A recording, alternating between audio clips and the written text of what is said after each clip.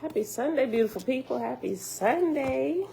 It is December the 11th, 2022, day 285 of year 4. We're reading through the books of the law and the prophets, another 4-year consecutive day count, day 1305. Today, we picking back up in the Lord's first book in Oahspe on page 66 with chapter 2, where we paused at.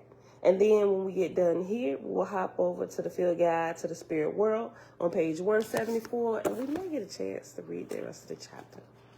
We may not. Oh, yeah, I think we may. Yeah, I think we're going to finish it. I think. It just depends. If I start telling a story that's a little bit too long or not. I don't know. We're going to see. All right, y'all. But anyway, Father, we thank you that you are spectacular. All right, everybody here hanging out. Vinette, Elijah, Dawn, Grand Rising, Jamia. Hey, girl. Hey, Elijah, on your way to work. Drive safe, bruh. Hana, shalom. Set apart, Iman, shalom, shalom. And everybody else here already hanging out in the background. Happy Sunday to you all. All right, y'all, let's get started right away. Y'all, I'm a glutton for punishment. I really am. I don't know why I wait till the last minute to do stuff. First of all, let me just thank the Father that I had enough strength in my body to get up. Because I went to bed only like 2 hours ago, literally, a little bit after 5, right? Up, working on papers that I should have got done earlier in the term. I started off this term saying, you know what, I ain't going to be procrastinating like I did all my other many years of school. It started out good. It really did. Like I really still had good intentions for it. Now, I got 3 more assignments that I got to get done before 11:59 tonight. But as soon as I get done with this, I'm going to go lay down. My husband's like, babe, I don't know why you do it to yourself.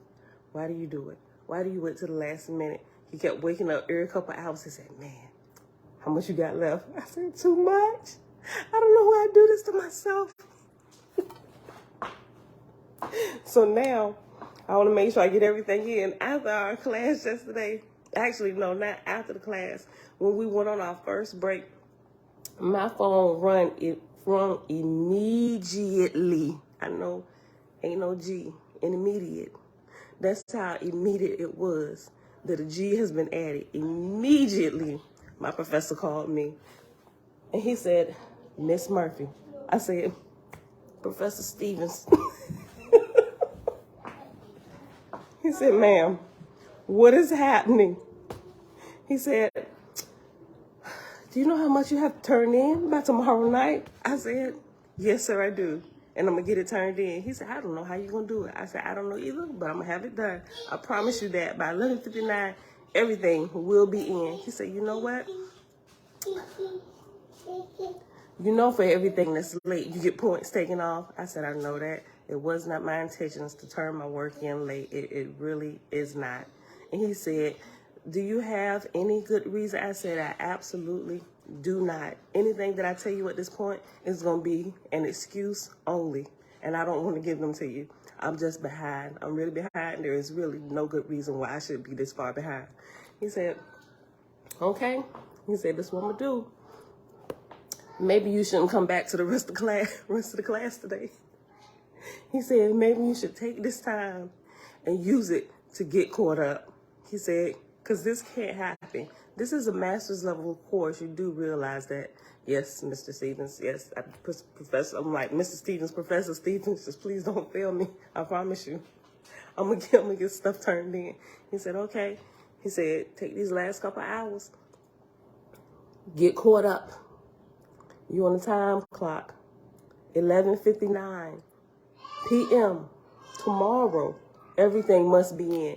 And so I think he was kind of like reading between, I'm not reading between the lines. I think he was kind of like giving me the eye contact without telling me that he gonna probably help me out and not take off as many points if I get it all turned in. He said, because I don't think you're gonna be able to do it. I said, I absolutely will be able to do it. Let me say, I'm gonna just be honest. I'm going ahead and confess my sin before the brethren. Right? Listen. 5, 6, 7, 8. 8 assignments. I was backed up. How do I get back? I don't know. Just putting everything off. I'm going to get to it later. Then I be too late. I be too tired. And it's like I get to it tomorrow. And they just piled up one on top of the other until now we're here, trying to avoid this very thing. And here I am. I find myself here again, for no good reason, except for procrastination on my end. So I got 5 of the assignments done last night, and I got done, showered, got in the bed. I'm like, Alexa, please wake me up at 7 o'clock. After I said Alexa, I'm like, Father, please let me hear this alarm going off at 7 o'clock. Please wake me up. Because y'all don't know, after I think about midnight, I started contemplating what I was gonna push off. And I was like, you know what? They're gonna understand. I'm gonna just not do the video tomorrow. I'm like, you know what? This is bad because I shouldn't have to move this because I'm slacking over here. Anywhere else, you wouldn't be able to give that excuse, right? Because I ain't got nobody over me for real. But like, girl, you know what? Take this time like my professor did. Although a creator allows us to choose, I really could have said, you know what? I'm going to just take tomorrow off. I could have made it sound real good and urgent, right? And I'm sure y'all have been like, you know what? Sis, get your rest, right? But I know me and how I procrastinate, and I shouldn't be here. And I had to hold my own self accountable. So I'm like, you know, you're going to get your butt up in these 2 hours and do this like you've been doing it. So here we are. Just had to confess my sin before the brethren. And sistering. So let's get started. I'm like, you know, I'm going to get up with just as much energy and we're going to get it done. Then I'm going to lay back down for a couple hours and finish the rest of my assignments. All right, y'all. Page 66, and everybody else that came in. Shalom, Tabitha. Hey, girl, hey. Dawn, girl. She said, I don't miss those days. Oh, my gosh. Like, I really don't understand why, right? I really don't understand why they just want to start school back. The only reason I got is that spiritually, I'm blaming it on the spiritual realm. Spiritually, I was led to do this. No, seriously, it was my choice. I know I needed to. All right, y'all. I got to pull myself together. I don't dare tell my professor. Because at this point, I feel embarrassed and ashamed of my actions. I don't dare tell him that I lead a whole devotional. We can say a whole devotional class where I'm kind of like in charge. I'm like, you know, this is absolutely pathetic, Pamela. What are you doing? I'm like, you know what? Oh, I hope you don't start searching online. Oh my gosh. Hide my YouTube page from my professor and any of my classmates. It's horrible, y'all. That's what I be thinking about myself. I'm like, you know, this is ridiculous. I'm really fed up with my own self at this point. I really am. All right, so let's just get started. Pray my strength in the Lord, y'all. All right, chapter 2. No, seriously, I just gotta get my stuff together. All right, chapter 2. The Lord said, a wise physician amputateth a diseased limb, and so preserveth the trunk to become healed. Saw I not the rankness of the tribes of darkness, the droops, and that the proceedings of man would render the earth void? But what is all the world, if it bring not forth heirs unto everlasting life? Behold, I saw that my chosen had become despoiled on all the divisions of the earth, save Pan. And I saw that they who had been their destroyers had in turn nearly exterminated one another. And after despoiled at the top, the beginning of verse 4, it's reference number 5, and down at the bottom it says, become exterminated and on all the divisions. So I'm going to read the whole verse again. Behold, I saw my chosen had become despoiled on all the divisions of the earth, save Pan. And I saw that they who have been their destroyers had in turn nearly exterminated one another. And I saw that to bring the remnants of my people hither, they could again reestablish themselves and become the seed of a mighty people. But as for the land of Waga, Pan, it was already in the throes of death, and the droops had become as a festering sore, and the spirits of the dead, tens of thousands of millions of them, would not quit their hold on mortals whilst life was on the earth. And I sent my angels around about the whole earth, and gathered in the spirits of darkness, gathered them from the land of Waga. And when my work was in readiness, I raised up my hand as a surgeon that would lop off a diseased limb. And I cleft asunder the continent of Pan and sunk it beneath the waters. Let me read it again. I'm going to go back to verse 7. And I sent my angels around about the whole earth and gathered in the spirits of darkness, gathered them unto the land of Waga. And when my work was in readiness, I raised up my hand as a surgeon that would lop off a diseased limb, and I cleft asunder the continent of Pan and sunk it beneath the waters. And my angels conducted my chosen out of that land, and not one of them perished. I said unto the guardian angels whom I had given to man in the lands whither I take my people, let them build mounds and walled cities with ladders to enter, after the manner of the ancients, in all the divisions of the earth, alike and like shall they build.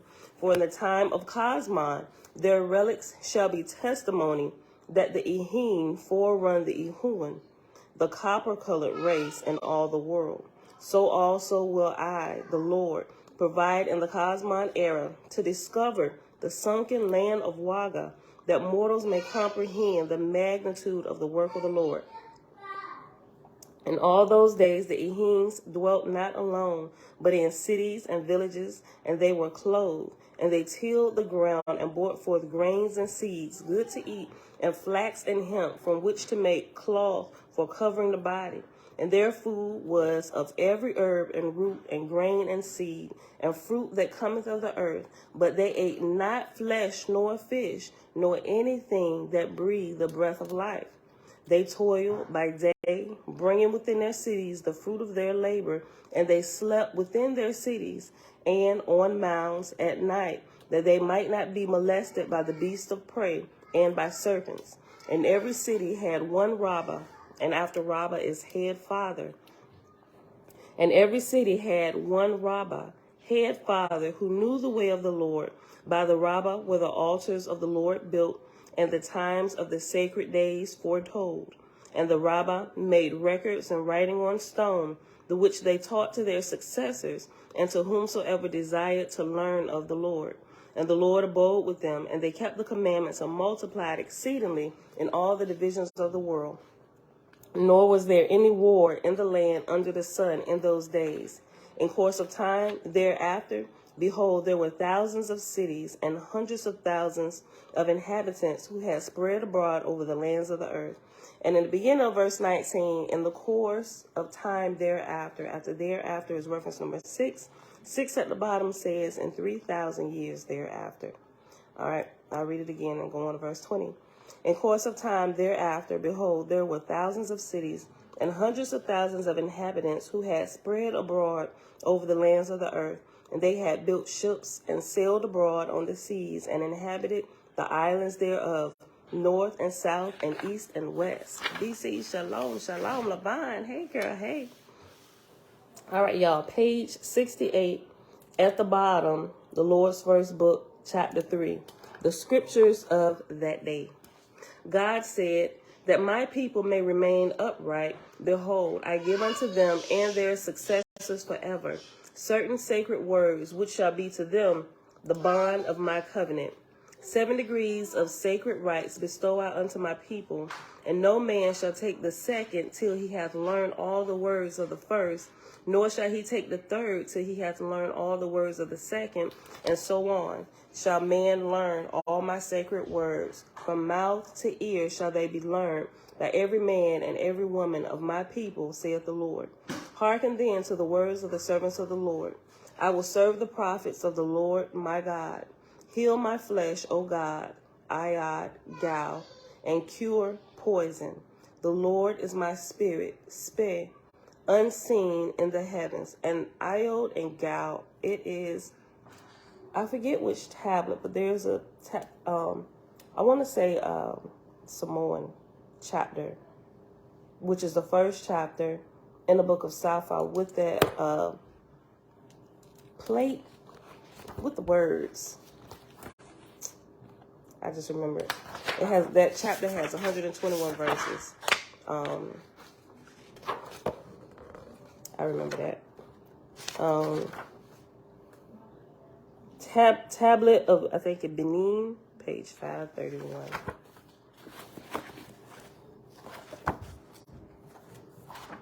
Benin, 531.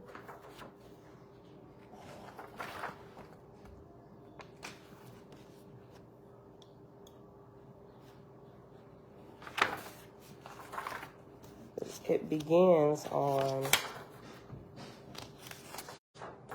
page 5. The tablet is, plate 63, Samoan. It begins on page 521. The tablet, or the plate, is actually on page 522. All right, so let's go back. Verse 5. Heal my flesh, O God, Ayod, Gao. Ayod is IOD. It's in parentheses. Then it's Gao, GAU in parentheses. And cure poison. The Lord is my spirit. Spay is translation. Well, spirit is translation for spay, like in Oahspe, or could be speed, not spay. Oahspe. So SPE is spee. Spee means spirit. The Lord is my spirit. Spee, unseen in the heavens. He is all power and wisdom and love and anger. He can heal and he can tear the flesh and strike the dead. He can tear the flesh and strike dead. His prophets have his good grace. They can hear his voice and interpret him. The Lord is my guardian. 10 times a day will I remember him. God, who is Lord, can stop blood, choke it up, O Lord. He gave blood stopping as a power of the prophet's hands. Confound thy enemies, O God. The Ashars, angels of the Lord, shield me. I will honor the Ehings, the sacred people of God. They are my brethren. Verse 16, page 68 at the bottom. This was the first lesson. The Lord said to his prophets, go to the droops and cause them to sit on the ground in a circle, and stand ye in the midst, saying, behold, O droop, the great spirit hath spoken. I have heard his voice. His words are holy words. Whoever learneth his words shall have power over sickness and poison and the flowing of blood. And if a woman, she shall become fruitful and have great rejoicing. Hold up your hands and repeat the words of the Lord. And it was so. The prophets taught the words of the Lord to wit. Blessed be the name of the Lord. He can make me to be alive after I am dead. And this is all he requireth of me, to say, blessed be the name of the Lord. In the morning I will say it. At noon I will say it. At night I will say it. Blessed be the name of the Lord. I will wear clothes to hide my nakedness, because God requireth it of me. I will not steal, nor speak untruth. If my brother taketh what is mine, I will not be in anger, nor judge him, but I will lay the matter before the prophets of God. I will do no violence, for it is God's commandment. This then that followeth was the third. I will have but one wife. I will not go after other women whilst she liveth. I will have but one wife. I will not go after other women whilst she liveth. I will have but one husband. I will receive no other man whilst my husband liveth. I will suffer no man nor woman of poison, leprosy, to come near the Ouga. And in square brackets after Ouga is camp. In the Lord's name, I will drive them hence. Oahspe College University. Does the lowest edition of Oahspe have a PDF version? Yeah. I would say I posted every day, but I haven't posted it in the last 2 days. But normally in the description, it's in there. There's a PDF copy of it and the online version of it. Good morning. Good morning, babe. We're going to sleep together. That's no right. You on You cruise about to go to control, BJ's? I am. I really am. How you close right now? What you got in here? You gonna eat the apple? The girls from over, y'all just be putting on like y'all eat fruit. Y'all don't eat fruit. You showing out. Hold on. Don't need that corner. You don't want that. All right, I'm gonna go to the store. I'm about to hit the store. You want some from BJ? I lost my spot. That's what I do for you, though. Yeah, you do, babe. I got that type of, the type of thing. Yeah, if they got a good night's sleep, bring that to me. You know, where did we go get that stuff you like from? You know, was it mozzarella or something like that? They used to sit right here. Hummus? No. You want the pasta? Remember what was that from? Santa? Oh yeah, no, that was at BJ's. That was at BJ's. Mm-hmm. Let's see if they got that. Yeah. Oh my gosh. Okay. All right. Hurry up, man. I see what I do. All right. Okay. Yeah, Lord's version was published in 2016, but the Seventh Era Faith's version is 2006. Yeah, hold on. PDF is different from the hardcover. I got it. Hold on. I ain't gonna pull it up yet. I think so. Hold on. Oh, I just remembered I didn't share the yesterday. Hold on. I think I ain't gonna pull it up, but I'm almost certain. I could be wrong. Don't quote me, but I thought there's a PDF. I'll pull it up and see. If so, I'll post it in the community section. What's that, man? So white. I do. Sounds good. Do you got the? Mm-hmm. Yeah, you can get some more though. Yeah. Yeah, it was the orange pepper seasoning that I used. You get the little bag, right? That's what you use? No, the actual Saison. The actual Saison. You got some? You still got some of that? Mm-hmm. Okay. But you dipped it in the cornmeal, right? Yep. All right. I see what you All right. Another kiss? Slow. I know. I feel like I'm moving about 2 miles per hour. Slow. Dedicated. Okay. The reward is great, remember. Yes. The reward is great. I need to keep a steady pace. Yeah, good. I ain't stopping anymore. All right, verse 25. Verse 25, page 69 at the bottom. I will suffer no man nor woman. My hair hanging out. I'm sorry. I'm all off, y'all. Hold on. I'm going to pull it together.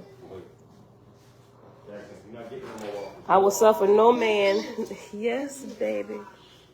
Yes. Are these your books? Yes, they my books. I got the Parchment book at my mom's house. You do? You love it? I know you do.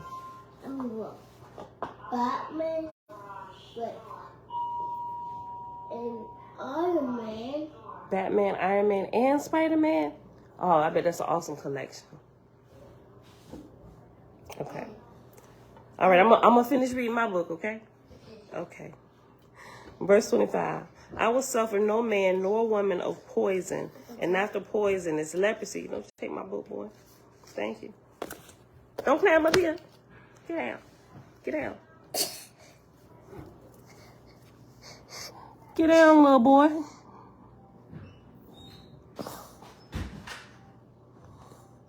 I think he's stuck. Come get him.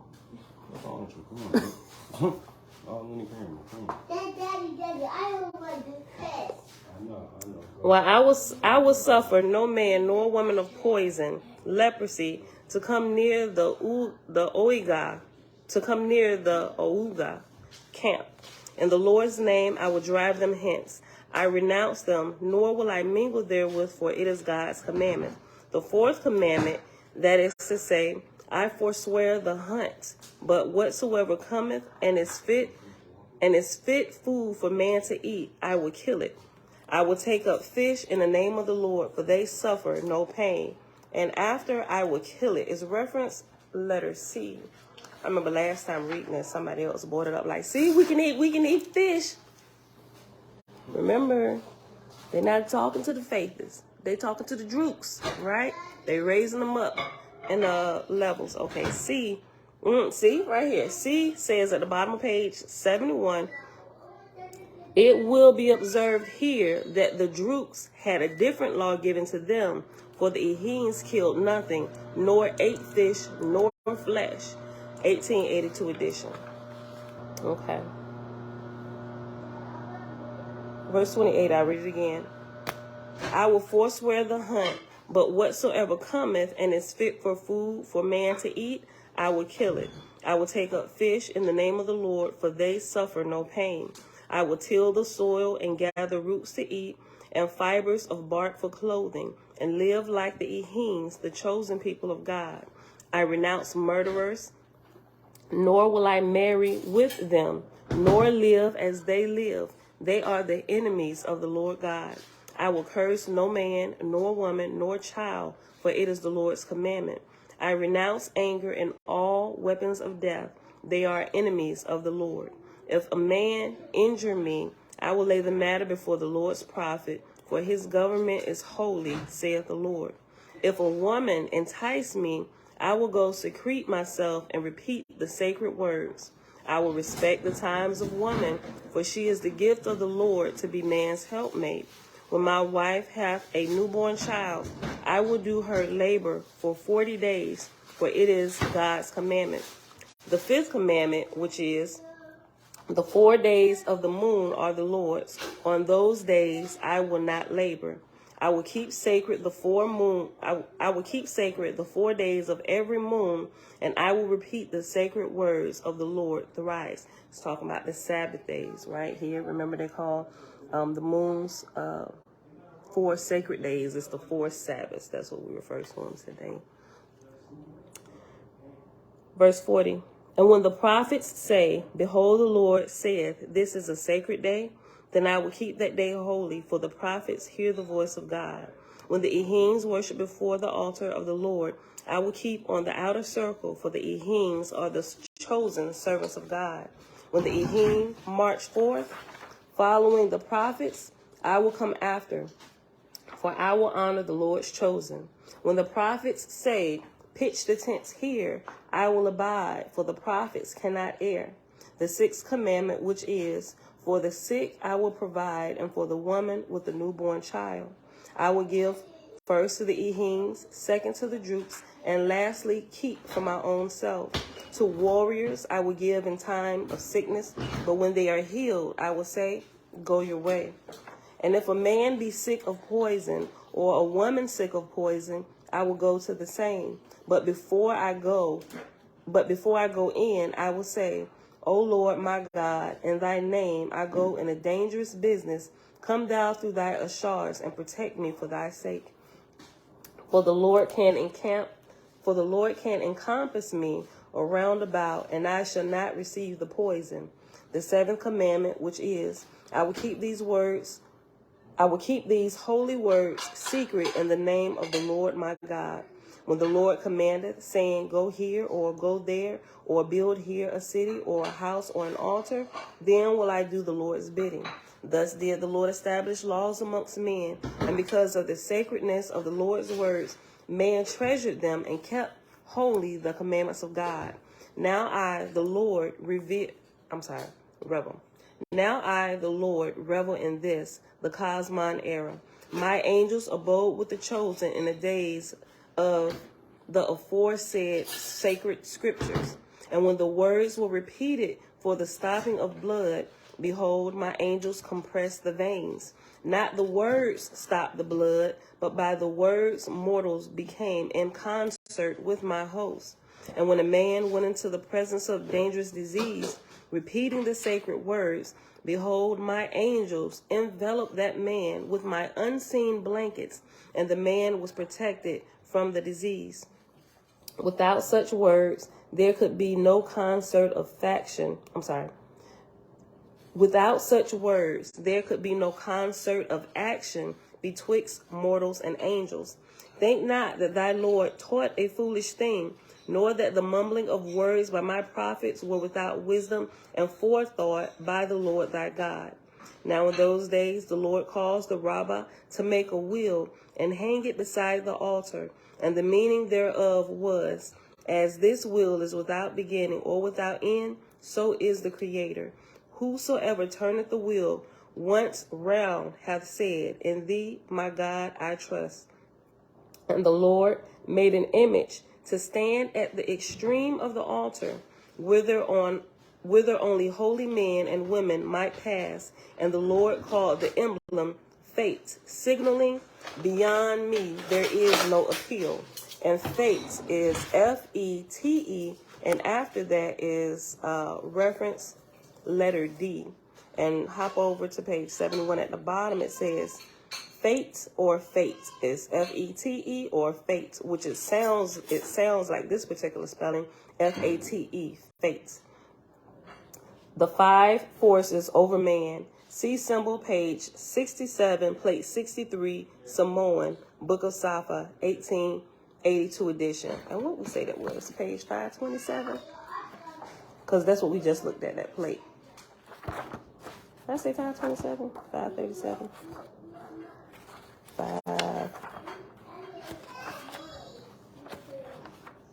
522, I'm sorry. Plate 63. Yep. Plate 63 Samoan, and fate is actually 1, 2, 3, 4, 5, 6. The seventh, if you go all the way to the left side of the plate, all the way to the left, starting at the top, all the way down to what I say, 1, 2, 3, 4, 5, 6, 7. The seventh one down is it's like that open cross. It's a circle with the cross right here, hollowed out. That's the symbol of fate, right? The fate, or the Oahspe, or the prophet's will. They hung them on that for them to prove if they were a true prophet sent by the Creator or not. If they died on the cross, that is a representation that they were false. Let that sink in just a little bit. Verse 60. Now in those days, the Lord caused the rabbah to make a wheel and hang it beside the altar. And the meaning thereof was, as this wheel is without beginning or end, so is the Creator. Whoever turneth the wheel once round, hath said, in thee, my God, I trust. And the Lord made an image to stand at the extreme of the altar, whither only holy men and women might pass. And the Lord called the emblem fate, signifying, beyond me there is no appeal. And the form of fate was a circle and an all-like center, with 4 dark corners cut off. And the Lord explained the meaning, which was that there is a central light within man, seeing clearly, but that the 4 dark corners of the world, ignorance, lust, selfishness, and anger, beset him on all sides. It's like us, right? Also, we can see the fates in our body, right? And see the 4 corners around me. 1, 2, 3, 4. This is man. My spirit and evil besets me all around at the 4 corners of the earth. Wherever I turn, there is evil that can get me off my path and turn me away from the path of righteousness, right? And the form of the fate, or the cross, was a circle and an all like our aura, right? We have, oh, that's cool. I never thought about this. We are also a symbol of the fate, right? We can stick our arms straight out like this, like JC did, how they say they crucified on the cross, right? We're that symbol as well, right? The circle of light, which like is our aura, our light that is seen clearly from the spiritual realm. And if you got eyes to see while you still got your flesh, you can see it around people, right? That spiritual light, that aura that goes around us, right? The circle of the symbol and the fate in between, which is our body, and the 4 corners at all 4 sides represents the evil around us, right? And the form of the fate was a circle and an all-like center with 4 dark corners cut off.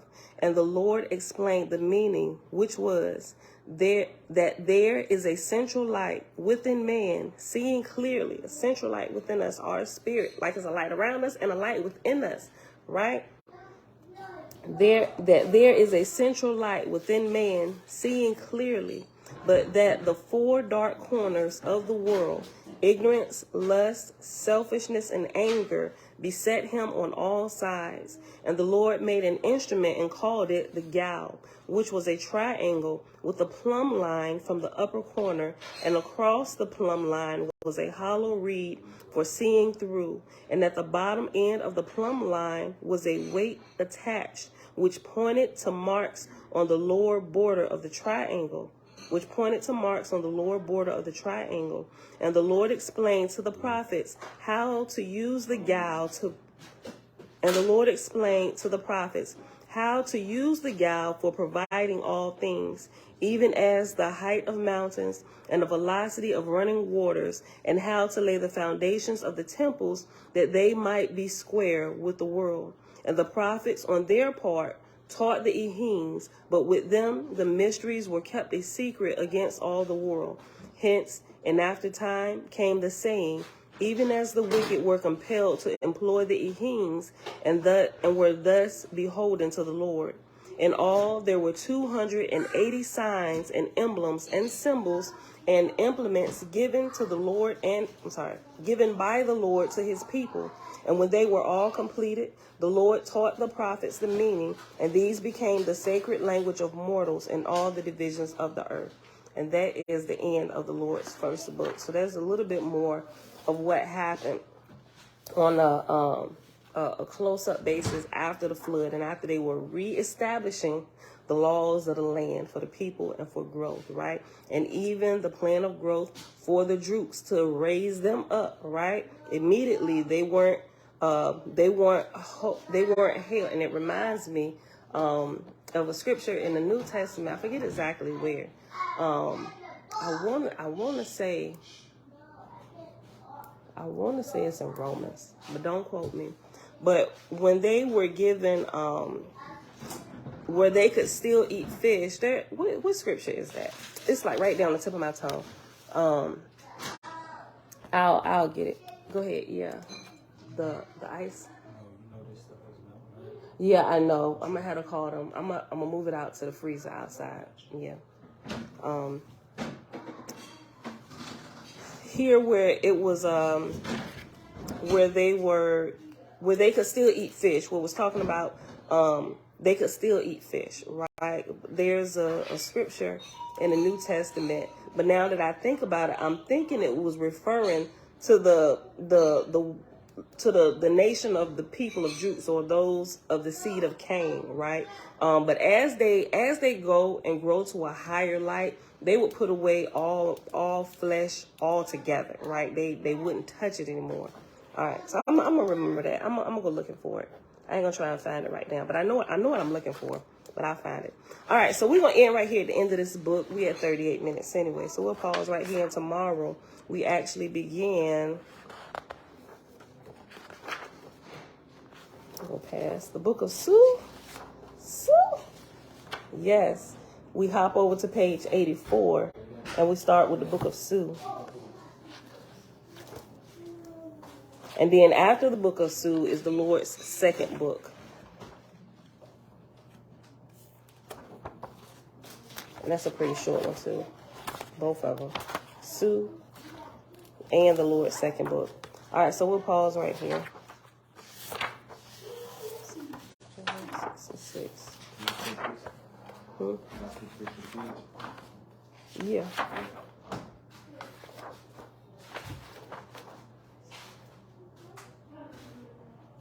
You gonna cook the whole thing? No.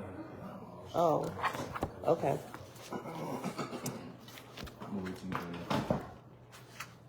I believe they still ate the fish then too. Hold on, I missed something.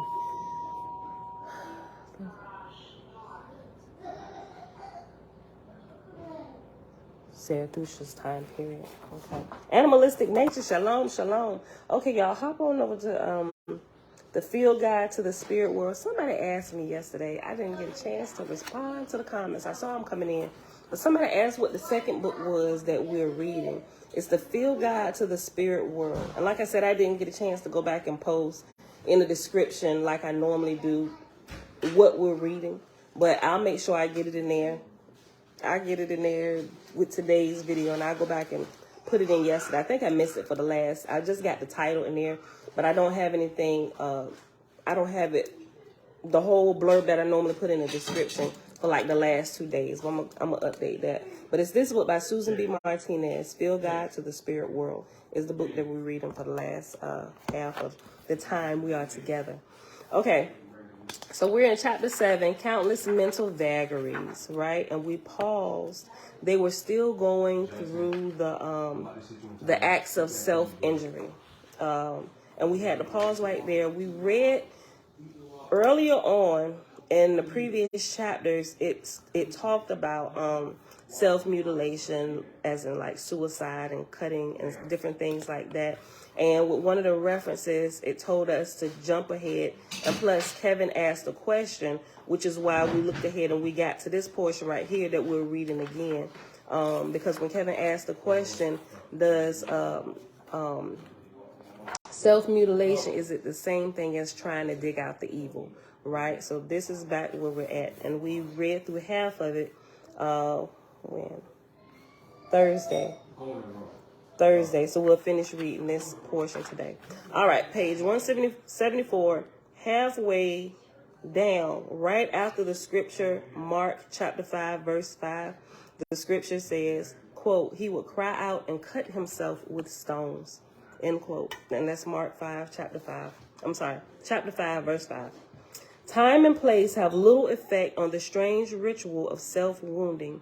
In Africa, a possessed man wounds himself with stones and pieces of wood. In India, the person possessed by Pisaka, quote, tears his flesh with his nails, end quote. Ostrich, 1935, page 173. Quote, it is a true compulsion, end quote, declared Annalise Michael, the fatally possessed German girl who inflicted wounds on herself, presumably to control her state of consciousness. Goodman, 1981, page 84 and 247. Or as F.D. put it in her anonymous testimony of the, quote, spiritual assault, end quote, that plagued her as a native ashram devotee, and, quote, unseen force tried to make me do actions against my will, including hurting myself, end quote. Or the possessed girl, Marianne, in her fits would, quote, tear her own skin or batter her head against the wall, end quote.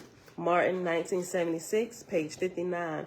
Or Becca, Dr. Peck's anorexic, suicidal, and possessed patient who would slash her arms with, quote, Nazi knives, end quote. Peck, 2005, page 147.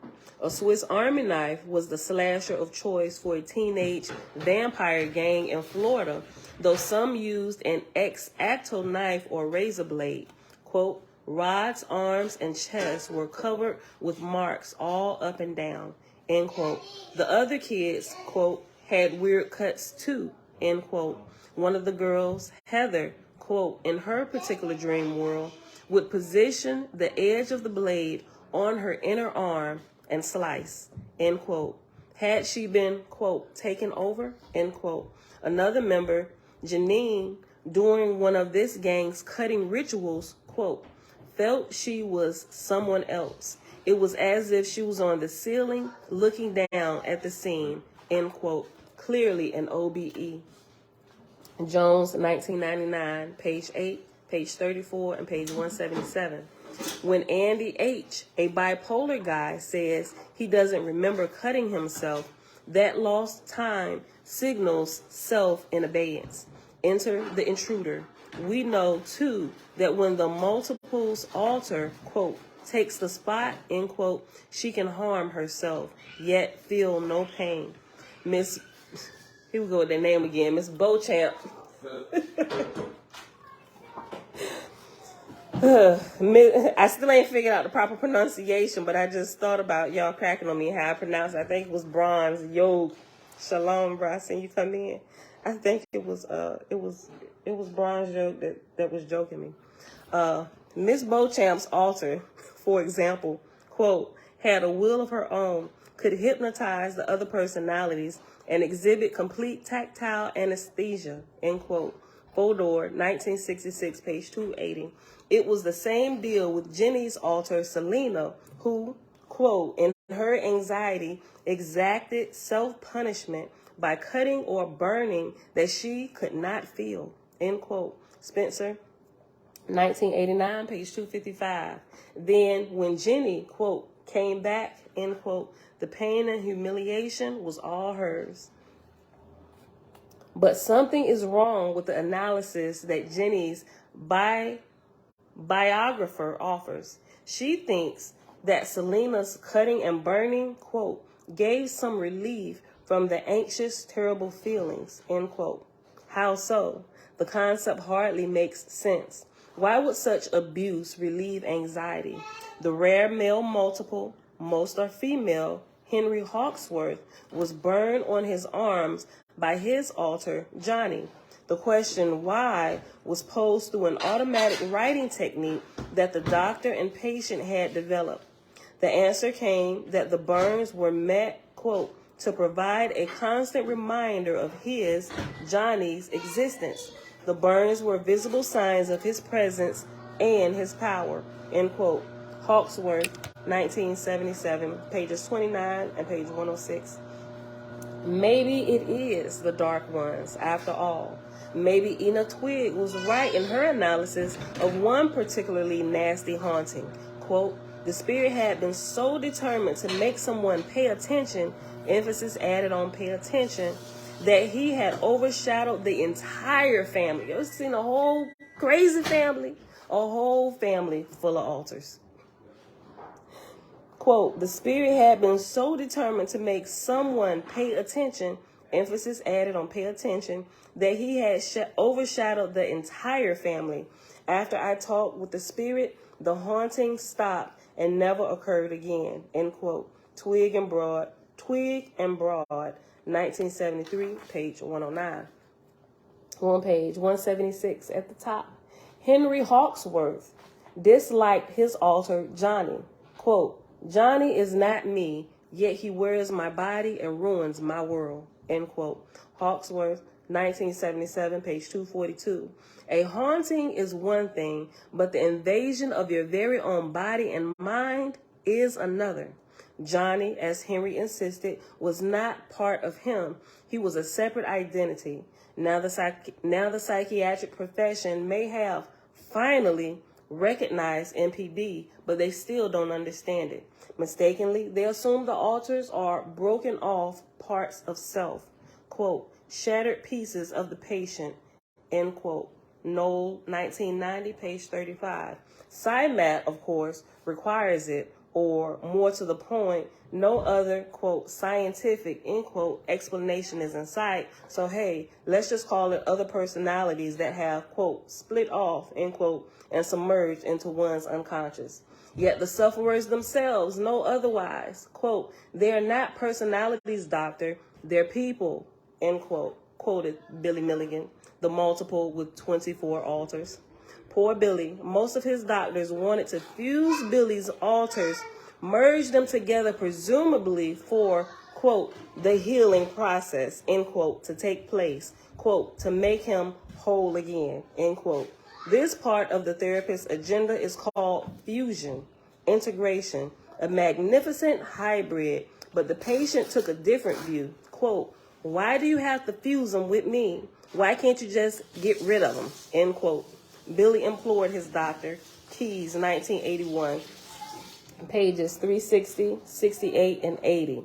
The pathos of his protest is echoed in the desperate words of other multiples. Quote, Cam West, quote, the person looking in the mirror isn't me. Somebody else's voice is coming out of my face, end quote. West, 1999, page 51. Sybil, quote, integration, that's a great mirage, end quote. Schreiber, 1973, page 343. Carol T., quote, we hate the word integrated. I must say the cure is worse than the disease, end quote. Cohen et al., 1991, page 170 to 71. Like, you trying to make me crazy, then they already making me out to be, right? Don't fuse them with my personality. Get rid of them. Help me dislodge them, right? And we hate the word integrated. I must say the cure is worse than the disease. And after disease, there's an asterisk, and at the bottom, the asterisk says, after effects of a formal integration include headaches, eye aches, lack of coordination, and various other somatic complaints, end quote. Cohen et al., 1991, page 178. Yet the multiple's hue and cry is ignored. The multiple, say the experts, quote, simply splits off parts of herself. Somehow these parts become autonomous, taking on lives and names and even personalities of their own. The key to the healing of a multiple personality is fusion. Feelings must be melded into one unified whole, end quote. No, 1990, page 26 and 30. That's like somebody trying to meld my daughter into me. My daughter is not me, and I am not my daughter. Do not try and melt us and make us one. Don't melt us together and make us one person. We're going to be more of a freak show. Trudy Chase's therapist wore himself out trying to convince her that her various, quote, extras, end quote, there were 92 altars, 92. She had 92 other spirits inside her body, driving her car at different times. Trudy Chase's therapist wore himself out trying to convince her that her various, quote, extras, end quote, there were 92 altars, were merely, quote, different emotions within you, end quote. She fought back, quote, no, I tell you, they are people. Would you want to be mushed up with your... That's what I just kind of use as an example. No, I tell you, they were people. Would you want to be mushed up with your next door neighbor? 2, 4, 6, 8. We don't want to integrate. That might be our title. 2, 4, 6, 8. We don't want to integrate. Okay. 2, 4, 6, 8. We don't want to integrate. Came the chant of Trudy's troops. Quote, they were individuals, no two alike, end quote. Chase, 1987, page 92, page 388, and page 359. Oh my gosh, my bad. Ugh. Ooh. Even the altars don't want to be fused. This was clear in the Beauchamp's case. The doctor, quote, attempted to weld the 4 personalities into one. Sally, the chief altar, was bitterly resistant. She was, quote, not a cleavage of the medium's self, but had all the appearance of an invading outside entity, end quote. Fodor, 1966, page 280. Just as she herself claimed, quote, she was a spirit and not Miss B at all, end quote. Crabtree, 1985, page 57. Where we at? 53 minutes? All right, we're making good time. All right. We're on page 177, the second paragraph. My friend and colleague, Steve Blake, has sagely observed, quote, the influence of spirit is paranormal in origin, but identical in appearance to what psychiatrists have traditionally termed split consciousness, secondary personalities, multiple personalities, though such epithets merely serve to cloak the underlying phenomena, end quote. Blake, 2014, page 195. Steve then goes on to cite the trenchant words of James Hislop, one of the great pioneers of parapsychology. It was 100 years ago that Hislop called MPB, quote, the doctor's Irish stew. He does not know what it is. In antiquity, it was, quote, demonic obsession. Today we call it such things, quote, split consciousness, end quote, and think we have solved the problem, when in fact we have only thrown dust in people's eyes. What is split consciousness? We can split wood, iron, pumpkins, political parties, but split consciousness, however convenient a term, is a term for our ignorance, end quote. Hislop, 1918, page 289 and page 290. And it has figure 7.1, and it has a picture of James Hislop right here.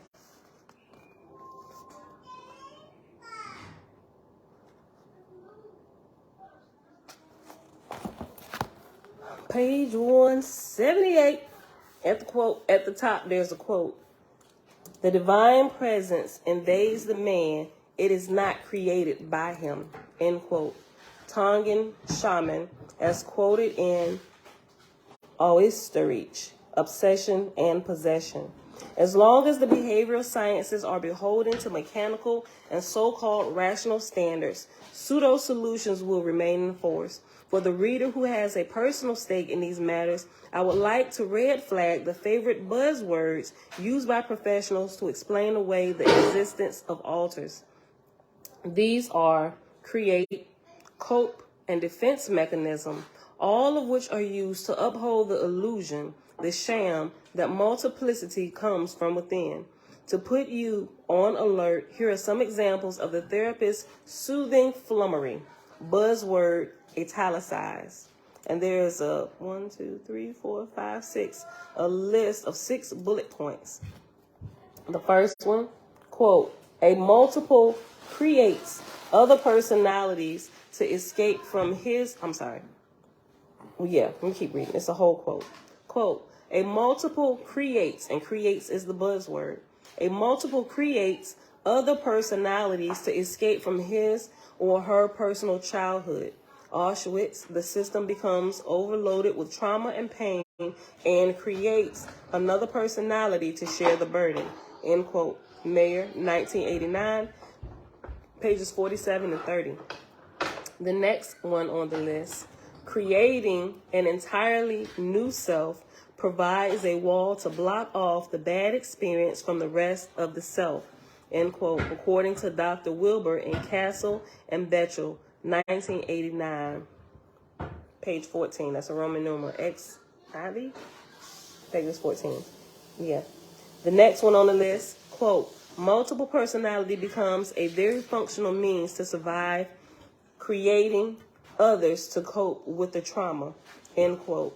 What? Multiple personality becomes a very functional means to survive, creating others to cope with the trauma. End quote. Okay.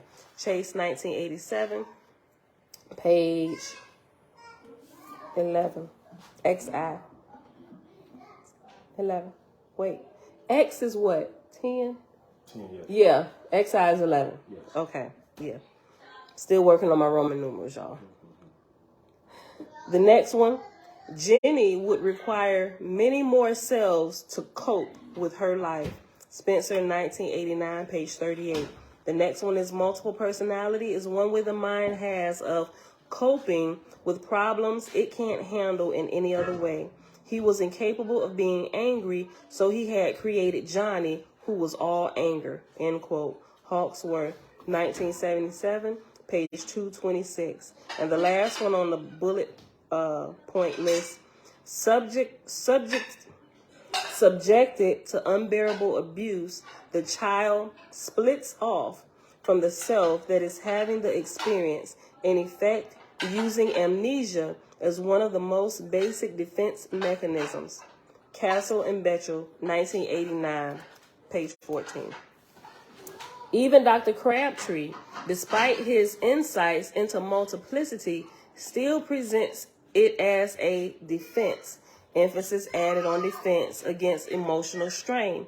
He assumes that all these extras come from, quote, the creative, emphasis added on creative, power of man's inner being, end quote. Crabtree, 1985, page 49 and 59. I must say, the psychologists have had it bass-ackwards. Oh, my God. That's a good one.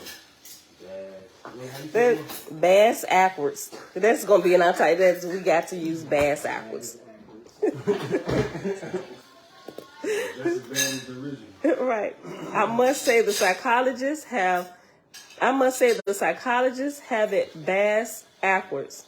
It is certainly not the alter personality that is the defense mechanism. On the contrary, it is all the fighting to throw off the intruding alter that is self-defensive, howbeit ineffective.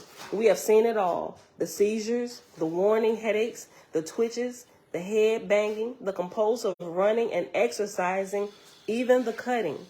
And there's a reason why behavior scientists have opted for the coping mechanism. It all goes back to the outdated theory of Darwinian natural selection. And after selection, there's an asterisk, and at the bottom, it says, see my anti-Darwin book, The Mysterious Origins of Hybrid Man. And I have that. I think Jeremiah's still reading it. Or did he bring it back down here?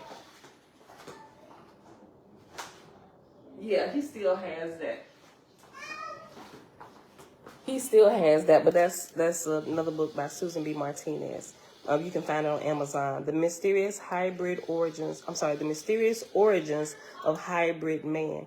And it actually goes into the detail of the human species and how we've evolved over the many ages and stages of the Earth's growth, right? She did a really good job in there. I haven't read it all. I just kind of skipped through it real quick because I was reading other stuff, and I gave it to Jeremiah to read for now until I get back to it. Okay.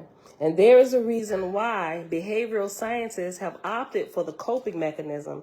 It all goes back to the outdated theory of Darwinian natural selection.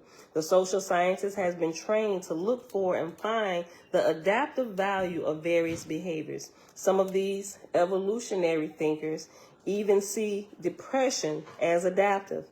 Influenced by Darwinism, theorists feel they have explained a phenomenon if they have identified its adaptive value, its function in the system as a whole, meaning how it is useful in keeping the ship of society, of the group, of the individual afloat. It follows on the wrong assumption that if a particular behavior has survived, it must be a good strategy. It must be adaptive. It must somehow be useful. Much of cultural anthropology proceeds on this basis. Psychology, too. Hence, the extra personalities of the multiple must be performing some vital function. Why else would they exist? They must be either defending, protecting, or helping the host cope with her difficulties. Criminal pathologists repeat the bogus solution, speaking of an alter claimed by serial killer John Wayne Gacy. Forensic psychologist Helen Morrison, 2004, page 110, insists that Gacy, quote, created the alter from somewhere deep inside of his being, end quote. At trial, she called it, quote, a primitive psychotic defense mechanism, end quote. But let me ask you, if these alters are adaptive parts of self, why do they so often attempt to sabotage therapy? And if this is a survival mechanism, why are so many of the alters destructive, suicidal, dysfunctional, helpless? Dr. Mayer, 1989, page 30 and page 287, claims the alters are an, quote, asset and a benefit, end quote. In fact, these supposedly beneficial alters are frequently the ones who commit antisocial and criminal acts. How can this possibly be adaptive? The MPD casebook may even see, quote, a homicidal personality emerge and take control of the body, an extremely dangerous situation, end quote. Knoll, 1990, page 38. No one is going to call this adaptive or any kind of coping mechanism, yet violent or APD alters are not at all uncommon.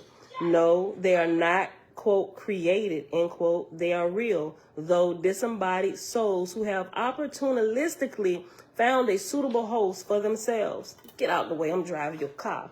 Thank you for not doing what you needed to do. They give me an open door. Let's go. And next thing we know, you done flipped out and you shooting up the mall. The MPD casebook may even see, quote, a homicidal personality emerge and take control of the body, an extremely dangerous situation, end quote. Knoll, 1990, page 38. No one is going to call this adaptive or any kind of coping mechanism, yet violent or APD alters are not at all uncommon. No, they're not, quote, created. They are real, though disembodied souls who have opportunistically found a suitable host for themselves. They are the, quote, dark ones, end quote, behind raging obsessions and senseless crimes. Yet law enforcement's hands are tied. They simply cannot allow a diagnosis of MPD, for it would then open the way for, quote, mitigating circumstances, end quote, thus precluding the fullest extent of lawful prosecution. Sadly, It is a paradox because there is no question that these psychos, unless cured, must be permanently taken out of circulation. Jeez, Pete. Hold on. I might add psychos taken out of circulation. I might add that with this Bass Ackwards. We're on page 180. Courts and litigation aside, most of the compulsive killers I have studied are touched by the darkness. Yes, food that has to be cooked, son. Mom, Eat some fruit. You got grapes. I You got all that other food in there. It's just, you're not starving. You want to heat up a waffle? You can even heat up some of those rolls y'all like. Put some, we ain't got no jelly. But put some butter and honey on it or some cream cheese. I'm almost done. Give me a second. Mom, what rolls? Hold on. Mom, what rolls? Right there. This? Yes.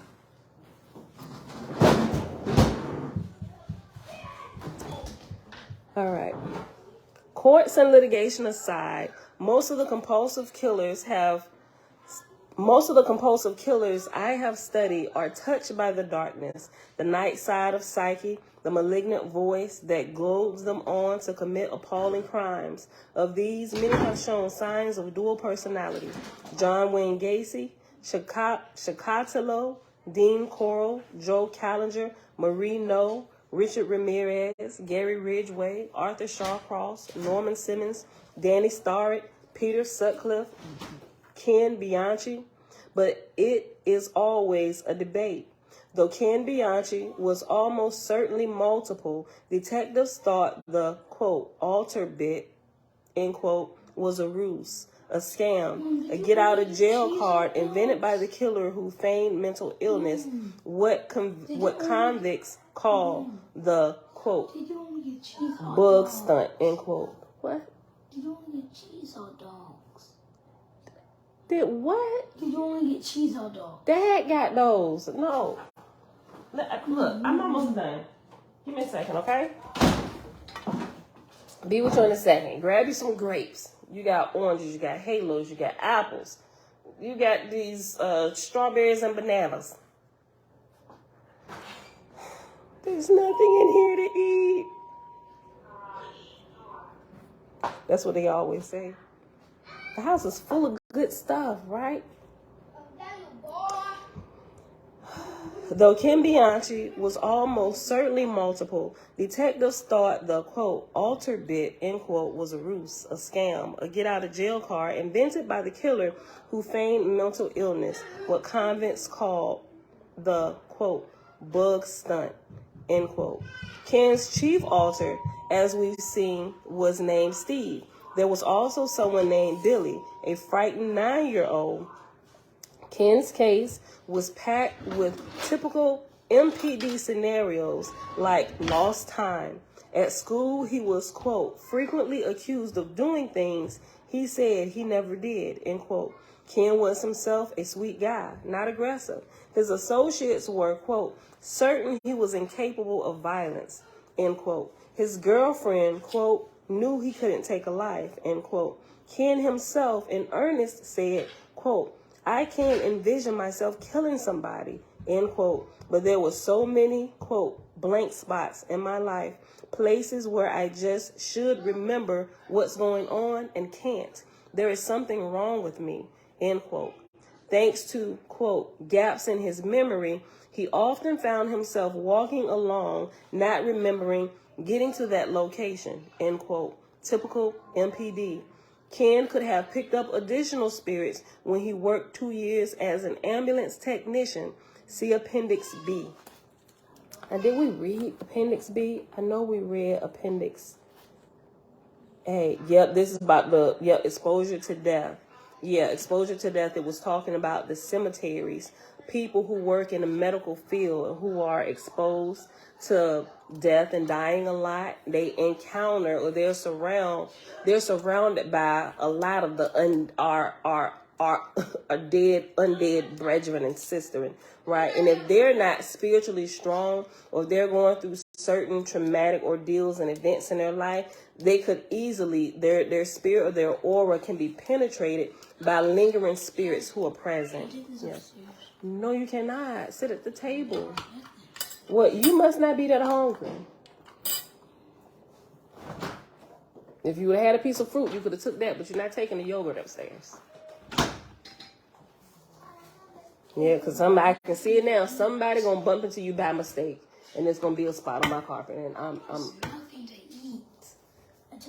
I said, you hollering hungry, but you opened that and you put it back in there when I told you couldn't take it upstairs.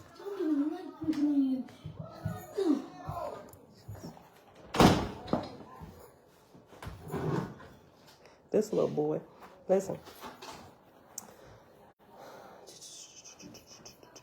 Yeah, that's an appendix B, right? So we're not going to reread it now, but when we finish it, we are going to read it again at the back. So appendix A, B, and C are really insightful. Apart from the patently non-adaptive alters of the criminal psychopath, there is yet another factor that argues against the idea of alters as a useful adaptive invention created by the patient's unconscious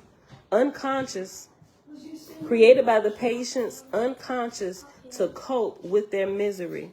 Yes, ma'am. Where's Jace? Jace, come here. I was just sitting down on the couch, and then he went to get off from the back of the couch, and then he kicked me. First of all, why are you on the back of my couch? I was trying to get off, but... How do you get off my couch backwards? Be quiet, Isaiah. First, apologize to her. Okay, then you go in your daddy room. You got 30 minutes. You got in trouble yesterday. Y'all going back upstairs. Okay, can I get a yogurt? Yes, you can if you sit to the table and eat it. Yeah, I want a yogurt too. Okay, yeah, they're in the outside, in the garage, in the refrigerator out there. Say la, shalom. All right, y'all, let's get back to this. Them and they shenanigans. Okay. What was that at? We're on page 181. Apart from the patently non-adaptive alters of the criminal psychopath, there is yet another factor that argues against the idea of alters as a useful adaptive invention created by the patient's unconscious to cope with their misery. We are talking about the phenomenal number of alters in the case of super multiples. Trudy Case had so many, she called them troops. We would call them today legion, right? Legion of troops, same thing. You got a whole army of alters moving inside your one body, my G. We are talking about the phenomenal number of alters in the case of super multiples. Trudy Chase had so many, she called them troops. Quote, the headache was vicious last night. There were voices talking all at once, end quote. Chase, 1987, page 261. Do you think scores or even hundreds of competing personalities are adaptive? The, quote, babble of voices, end quote, thought one exorcist, more resembled, quote, the tormented murmurs and helpless protests of a mob in agony, end quote. Father David begins to hear, quote, literally a babble of sounds, many voices, thousands of them, and more thousands, a whole army of voices, end quote. Martin, 1976, pages 155 through 56, and page 245. Quote, my name is Legion, end quote. Mark, chapter 5, verse 5. If extra personalities are any sort of coping mechanism, it makes no sense. Why so many? Wouldn't one or two solid alter egos do the trick? Cam West described the noise level in his mind, the, quote, incessant, cacophonous racket in my head, like lunchtime at the bars, end quote. West, 1999, page 142 to 43, and page 228. Janet F. had, quote, 33 voices all screaming at once, end quote, as Barbara G put it, quote, the noise is deafening, end quote. Cohen et al., 1991, pages 121 and 124. Kit Castle also spoke of this multitude inside her, quote, they were all talking and laughing and questioning and crying and chattering at once. It sounded like there were hundreds of them, end quote. Castle and Betchel, 1989, page 223.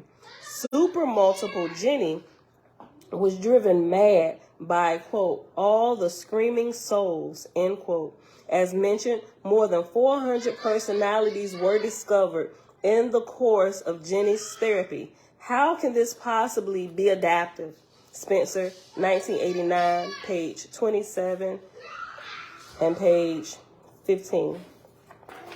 Quote, and as one spirit returned and fastened itself on a mortal, so did another and another, till hundreds and thousands of spirits dwelt in one corporal body, often driving away the natural spirit, end quote. And that's found in the Oahspe, Book of Off, page chapter 5, verse 10. And just a quick recap, just in case you lost sight of why we're actually reading Field Guide to the Spirit World. First of all, I thought it was my first go-to book because of all the spiritual experiences I had. And a lot of questions, a lot of people ask me about different things that happen in the spiritual realm.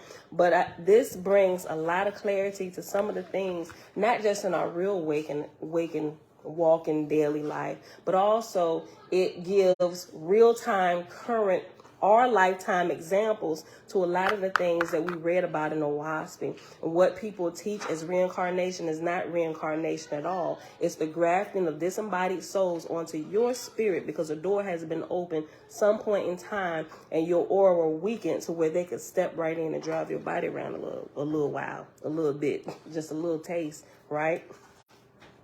But we're learning about it and how to dislodge them from yourself. If you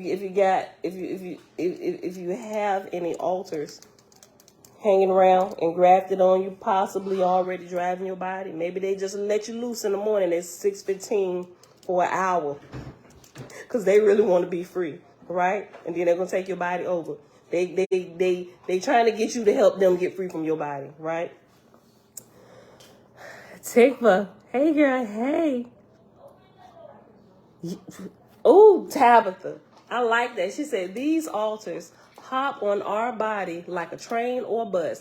They sure do, right? And the ones that slow down, or your spirit slows down its vibration radiation, it's like a game of double dutch, right? They're waiting to jump in. They waiting for the lowest vibrating frequency to pass by them. Oh, now we see you on the news.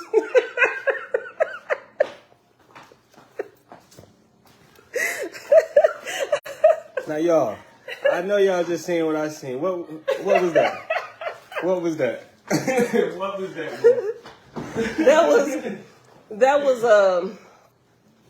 That was an example of somebody getting demon possessed. Oh wow, that was probably. The spirits, when you vibrating on a low frequency, disembodied spirits can kind of just walk into you. Yeah.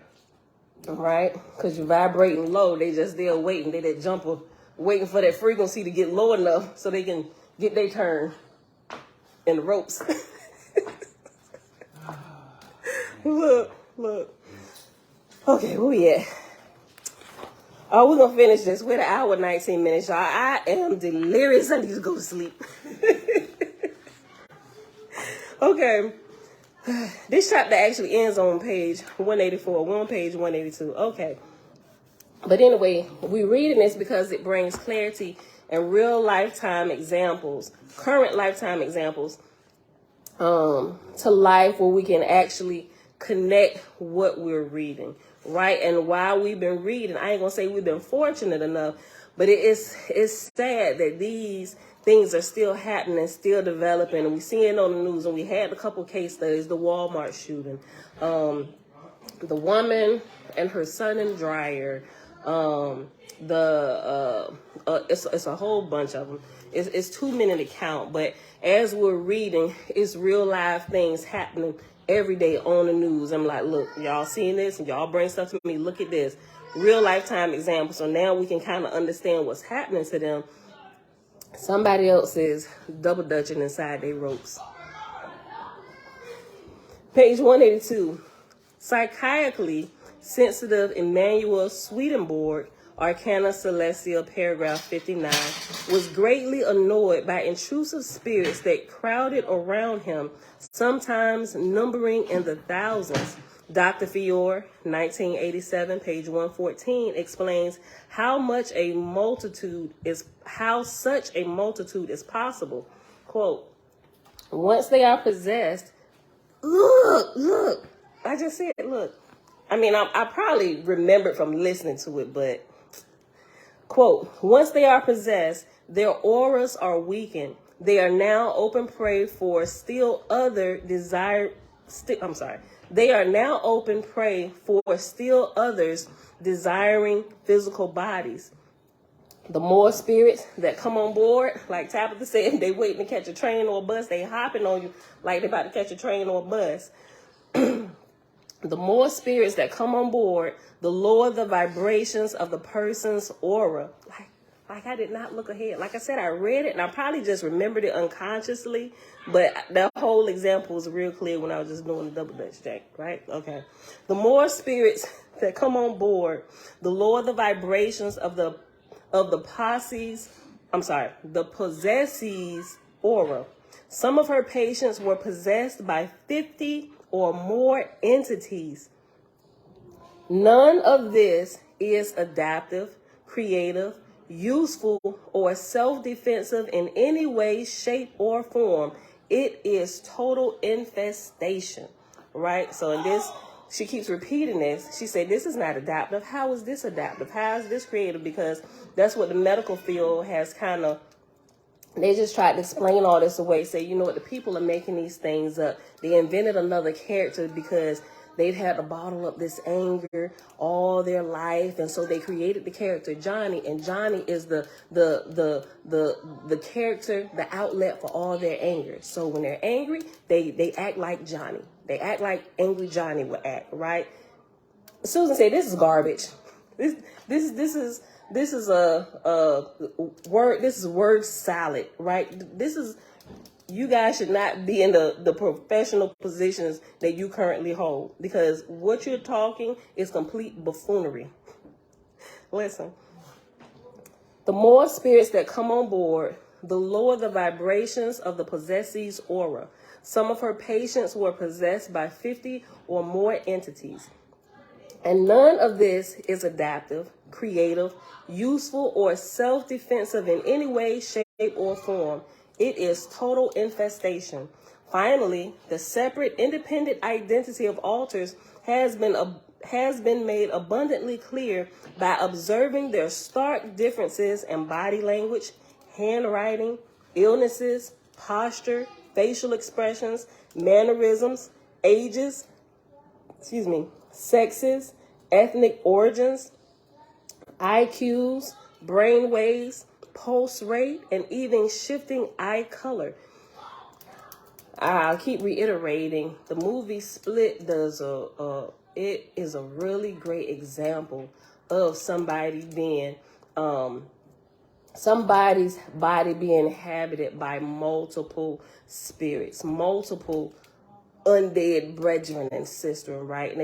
And it's not just you see somebody and they're going crazy and flipping out, but there's a certain methodical science to the way they did this, where it brings out all these points without explaining to you that it's bringing out these points, but they're telling a story on how this stuff happens for those who have eyes to see. And clearly, we know Susan B. Martinez ain't talked to them, they ain't talked to her, but she's able to break this down in the science. So we have a perfect example movie that shows us this, that's explaining this, right? It's amazing.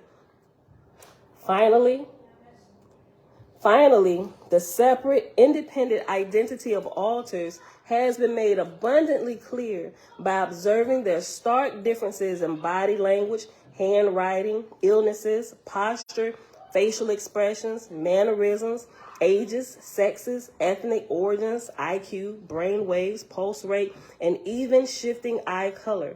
One critical difference is beyond dispute: different languages.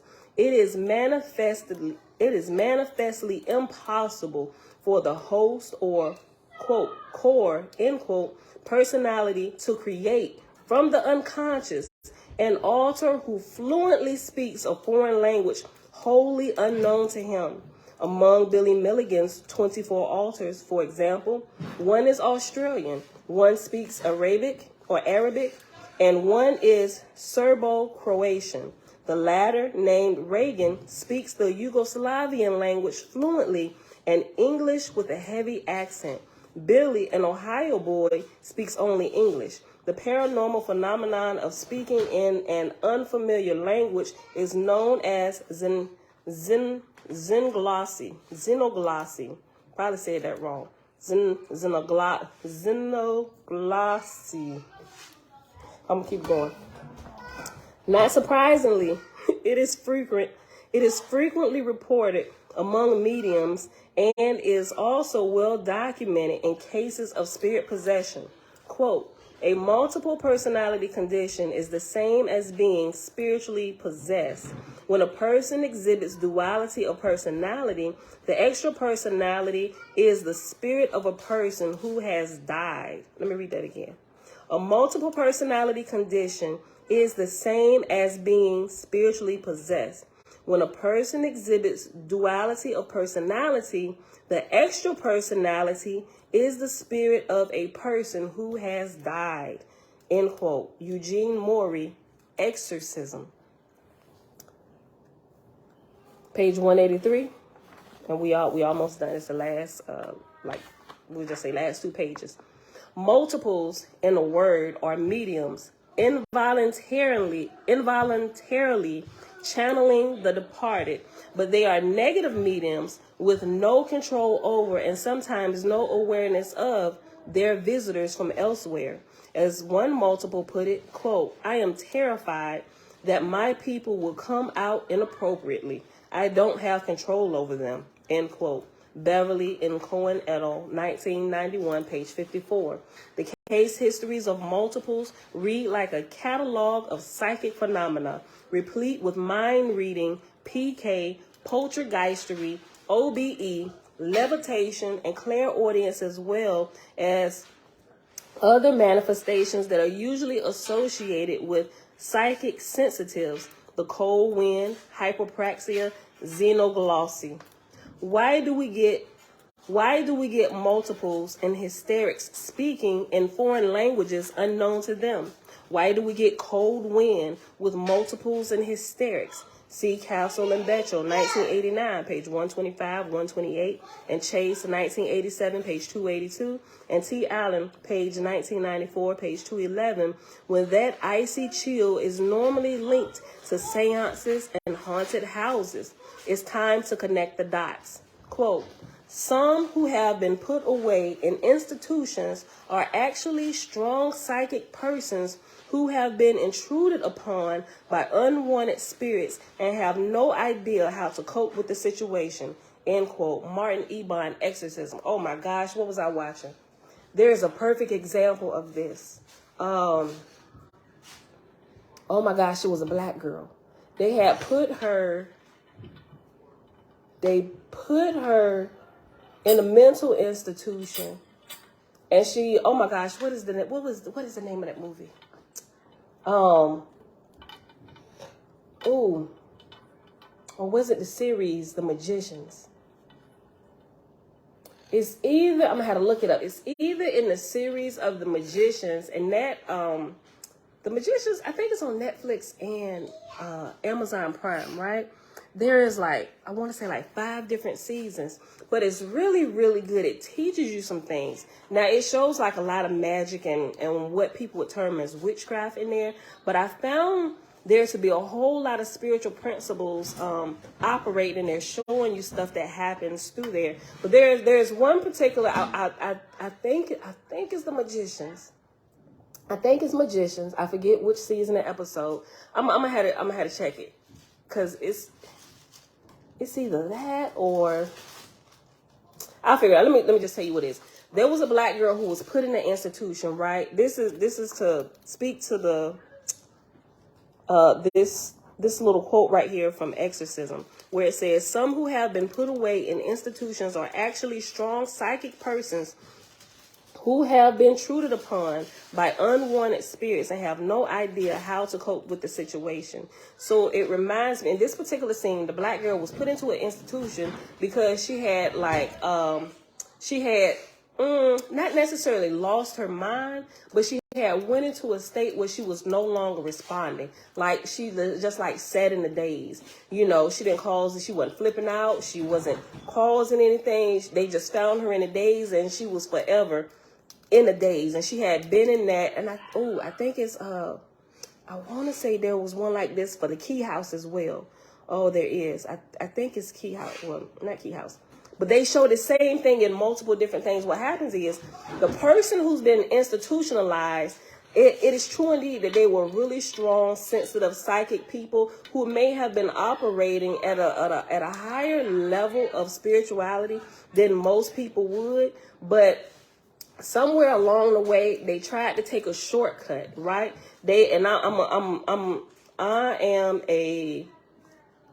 I'm the biggest advocate of taking the manual way. Yes, it's going to take longer, but you're going to learn some things along your journey that you're going to be able to use to help you out, to get you out of situations, right? Sometimes people want to grow spiritually like overnight and they take shortcuts. But when you encounter spiritual situations that you haven't encountered before and you haven't gotten that training, you find yourself stuck there, and you literally can get stuck there spiritually. And it's like you're at a halt until somebody can come along and figure out what happened to you and unlock you from that mental prison and set you free. So the picture, the first one with the black girl, she was in there. And so two people had come in they was doing some research, and her name had come up, and they was like, where is this woman at? Why she just like disappeared? But she became a major piece of this puzzle that they were looking into, and they found out that she ended up in the crazy house. It was like, oh man, because it was some deep stuff she was getting into. She ended up in a mental institution because she had come upon something, and I'm gonna just say trying to take a shortcut, and she got locked in. She literally got locked inside of herself and couldn't get out. She wasn't able to speak, talk, refer to anybody what was happening to her, although she was fully alive, like on the inside of herself, screaming out to anybody who would listen. She wasn't able to like connect back to her body, but she was still there. Like she hadn't gone anywhere. She was completely still alive. She was blinking, she was breathing, she could think, but from the outside looking in, the medical doctors, it was like, she's like a vegetable. Brain is not working. She's like, I'm fully working. So the two people that came along, they, based on what they had already found out and how it led them to her, they realized she wasn't just in this state for no reason. She was trying to find out from different family members, well, what happened? What was going on with her? We don't know. Just all of a sudden, one day she was just a vegetable, right? But because of the two that was doing their research, they were also growing spiritually, and they had taken kind of like the long road. So they was like, I bet everything was adding up to that she got into something that she couldn't get help with. Nobody knew. So, but anyway, make a long story short, they figured it out, and they were able to get inside of her. I ain't gonna say they astral projected, but they was able to penetrate her flesh and both show up inside of her to talk to her and find out what's going on. She said, oh my gosh, you know how long it's been? And the black girl, look, in the mental institution, when you're in the mental institution, they got you there looking all crazy and stuff, hair all over the place. Inside, this woman was well put together. She said, you know how long I have been here? I have only had myself to talk to. I've been waiting for somebody. And first of all, how did you guys penetrate me? What made you keep going? Like, because I saw you, I heard you talking, but I was trying to get your attention. Nothing was working. How did you know? So they got kind of talked a little bit, you know, and she had been in that state. Although in her mind, in the spiritual realm, it seemed like the time had just passed, but it had been a long time. And I think she had been in that state for almost like 7, maybe 10 years, right? And at this point, by the time they showed up and her body had, it didn't necessarily deteriorate, but it had gotten older. And at this point, when they actually showed up to save her spiritually, she was just saying, you know what? She said, I just want to be released. I don't even know that I want to go back to my life. I just let me move on from here, right? I'm already here. Just release me from my body so I can continue to go on and grow, right? So that was really interesting. Now, when I didn't really understand that when I was watching that before I had even heard of the word Oahspe or any of this stuff. But it's showing you all types of spiritual principles going through these movies and what happened to people who take shortcuts. They don't understand some spiritual things. They start tapping into things prematurely, and they don't really understand what they playing with or the magnitude of the trouble that they could get in if they get it wrong or they don't understand what's happening, right? Hey, you running up out of there naked like the 7 sons of Sceva. Look, quote, some who have been put away in institutions are actually strong psychic persons who have been intruded upon by unwanted spirits and have no idea how to cope with the situation. End quote. Martin Ebon, Exorcism. If houses can be haunted, so can people. Schizophrenics are probably the most haunted people on the earth. In full-blown schizophrenia, the core native personality is virtually submerged and the usurping entity is itself thoroughly psychotic. Despite the anguish of all the mental vagaries discussed in this chapter, OCD, MPD, bipolarism, anorexia, autism, the sufferer may still be passably sane, functioning to various degrees in society, some even excelling brilliantly in their professions. The schizophrenic, on the other hand, cannot hold a job or even a lucid conversation. With the schizophrenic, we are no longer dealing with mood disorders, but with outright psychosis. To spiritualists like myself, this also means outright possession. Indeed, quote, the symptoms of possession are similar, if not identical, to schizophrenia, end quote. Maury, 1988, page 88. Such symptomology usually includes some of the following thought disorder: scrambled cognition, hallucinations, voices, often, loss of contact with reality, out of it, paranoia, outbursts, spasmodic gestures, tics, jerks, grimaces, outrageous notions like the end of the world, signals from outer space, and the like. The spiritualists regard the schizophrenic as in the clutches of a depraved, insane excarnate. We are among the few who recommend a non-pharmacological, pharmacological, no drugs. Okay. We are among the few who recommend a pharmacological treatment. Patients, according to one optimistic practitioner, quote, can easily be relieved of possessing entities through exorcism by a competent spiritualist. Competent, not the ones that take the cross and beat you on the head or smack you around with the Bible when Satan don't come out. Release the Satan in the name of Jesus. They bashing people with the Bible like, oh my gosh. A competent exorcist.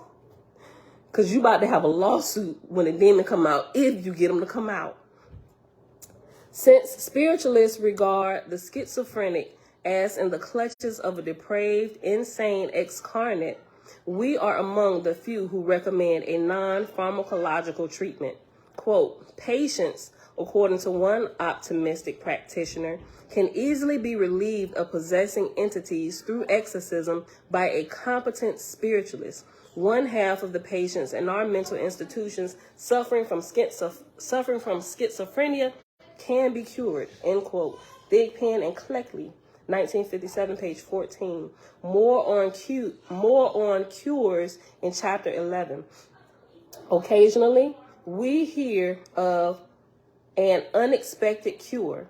A, quote, hopeless schizophrenic, end quote, was in a car wreck, badly shaken, and, quote, within minutes, she was completely sane for the first time in years, end quote. Dr. Fiore reasons, quote, she had been possessed, and later the spirit was forcibly catapulted out of her jarred body, end quote. Fiore, 1987, page 12.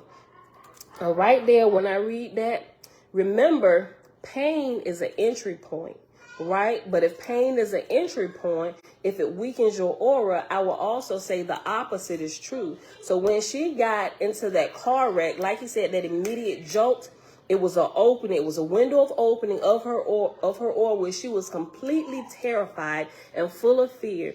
And the multiples or the spirits that were inside of her that wanted to get out, that was their door to get out at that moment, right? Listen to this.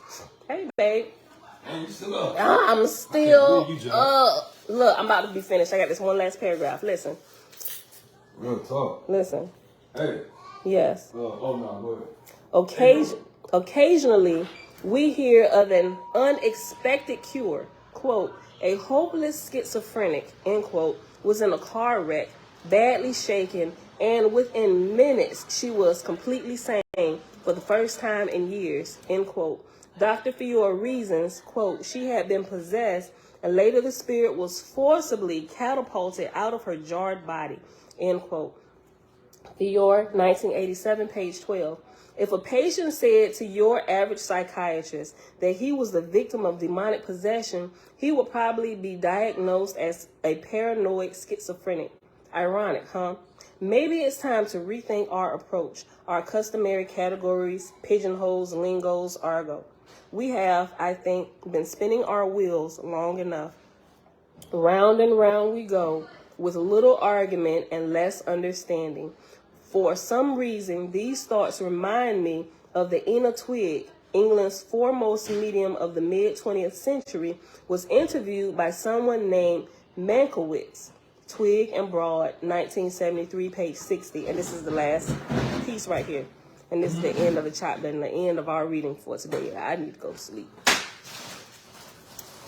Quote, Mankiewicz, Mrs. Twigg, would you say there is any possibility that these visions and voices have the same kind of relationship to you as a medium as they would to a schizophrenic like Joan of Arc, say? Twigg, would you say that Joan of Arc was a schizophrenic? Mankiewicz, without a doubt, I would. Twigg, well, we can all have our opinion, can't we? Why not try to look at the substance of a thing rather than the easy label to stick on it? What is stopping us, really, from seeking the root causes rather than settling for dead-end verbiage piled high and deep? Let's move on then. Chapter 8 plunges into the concept of overshadowing per se. It's nuts and bolts. It's how, who, when, why, and wherefore. And that, my beautiful people, is the end of our reading for today. Hey, beautiful. Jeremiah, why are you still here? I thought you was gone, bruh. And did you call your boss? No, I just went up there. Oh, you went up there. Yeah. What'd she say? I'll tell Miss E. That's the man when she was in there. All right. We'll get your wheels turning for the next one. Keep yourself gainfully employed, son. All right, y'all. So that is it for today. It is Sunday, December the 11th, 2022, day 285 of year 4, reading through the books of the Law and the Prophets on a 4-year consecutive day count, day 1,305.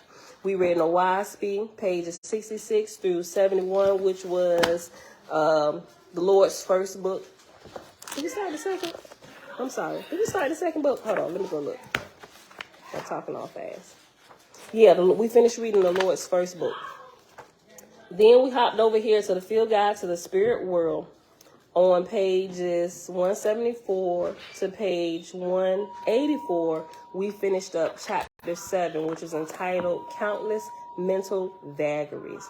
All right, beautiful people, that is it for today. Father, we thank you that you have the best world management system with all the different flavors and types of personalities of your people that you bring through your system to raise us up. Like you are the best manager ever. And help us all that's slacking and procrastinating and putting off till tomorrow what can and should be done today. All right, y'all. All right. Miss Amazing Wonder, shalom, shalom. I missed a few people. I was just trying to get this done, y'all. I've been up all night. I only got 2 hours of sleep. I went to bed at 5 a.m. If y'all was here this morning when we first started, y'all heard about my shenanigans. But anyway, Tony Greenhouse, shalom, shalom. Who was that? Supreme Bright Other Kissy, shalom, shalom. Yeah, shout outs to the people that I missed. All these comments, I ain't even reading them for real. I'm just scrolling through to see names that I didn't. The people who I didn't greet. Zachary Yahoo, shalom, shalom. Tasanya Dean, you're welcome, you're welcome. Also, there is a lady named Esther. I think Esther, who watches me. You emailed me for the material, but every time I go to respond to you, I figured maybe the first email with the attachment, it was too big and you couldn't receive it in your inbox. And so it came back as undeliverable. I tried it like 3 different times. And then without any kind of attachments, I just responded to your original email to me that I've been trying to get you the materials and respond to you. But every time I send it, it comes back. And even that was kicked back. So I'm not even sure. I don't know what's going on with your email, sis. You're going to have to either email me from another email. Try Gmail. I don't think it was a Gmail account that you emailed me from. I want to say it was like Yahoo or something like that, if I remember correctly. No, we got to move that stuff. I don't know if they hit a button, but yeah, it's causing it to defrost. But anyway, I've been trying to send you the materials and what you asked me for, but it keep coming back to me. So don't think I'm ignoring you. I am absolutely not.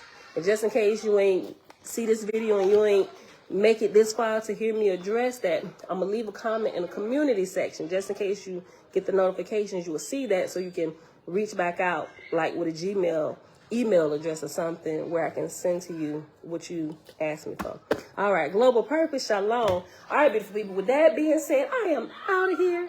I will see y'all tomorrow, 6:15 a.m. Eastern Standard Time. I love y'all. Peace.